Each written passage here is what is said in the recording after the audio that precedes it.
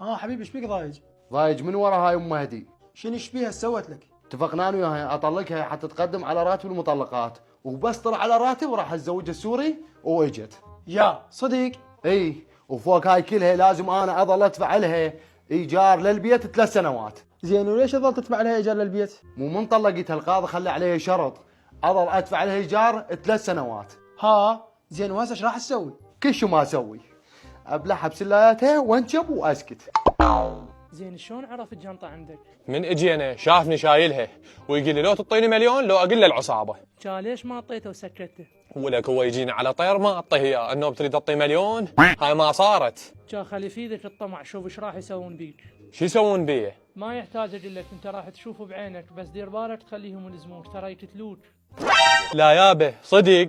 اي كاش عبالك قابل يلعبون وياك بلياردو غير عصابه. هذا هيجي